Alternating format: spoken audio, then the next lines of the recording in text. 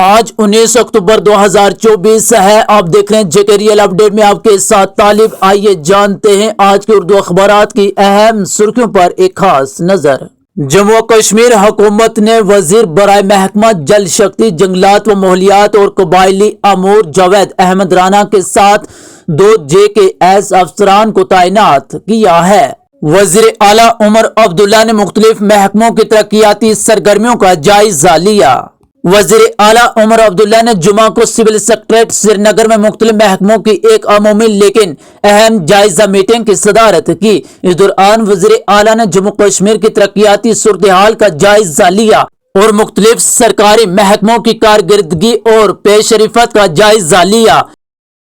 جموں و کشمیر کے lieutenant governor Manoj Sinha نے جمعہ کو نیشنل کانفرنس کے سینئر لیڈر اور عیدگاہ سے رکن اسمبلی مبارک گل کو عبوری اسپیکر مقرر کیا ہے، جو 21 اکتوبر کو دوپہر 2 بجے جموں کشمیر اسمبلی کے نو منتخب اراکین کو حلف دیں گے۔ کہا اپنے منشور کو عملی جامہ پہنا کر ہی دم لیں گے، ڈاکٹر فاروق عبداللہ۔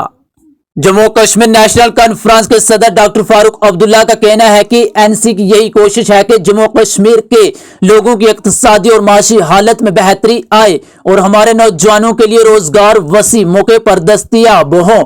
انہوں نے کہا کہ گزشتہ برسوں کے دوران نہ صرف اس تاریخی ریاست کے عوام کو اقتصادی بدحالی کی طرف دھکیلا گیا ہے بلکہ بے روزگاری کے تمام ریکارڈ بھی مات کر دیے گئے ہیں۔ ان باتوں کا اظہار موصوف نے عوامی وفود کے ساتھ ملاقات کے دوران تبادلہ خیال کرتے ہوئے کیا۔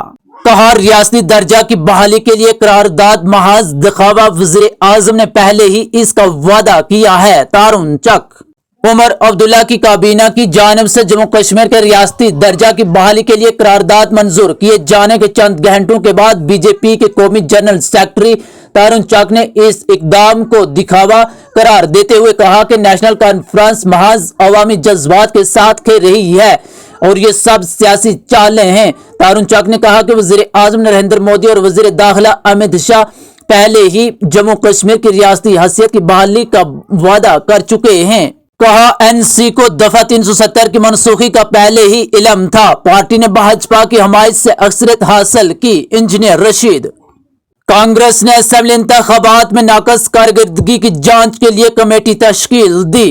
جموں کشمیر کانگریس نے حالیہ اسمبلی انتخابات میں اپنی خراب کارکردگی کے اسباب معلوم کرنے اور پارٹی کو مضبوط بنانے کے لیے ایک اعلیٰ سطحی حقائق جاننے کے لیے کمیٹی تشکیل دی ہے۔ پارٹی کے ترجمان نے بتایا کہ جموں کشمیر پردیش کانگریس کمیٹی کے صدر طارق حمید کرہ نے آل انڈیا کانگریس کمیٹی کی قیادت سے مشاورت کے بعد اس 7 رکنی کمیٹی کو تشکیل دیا ہے۔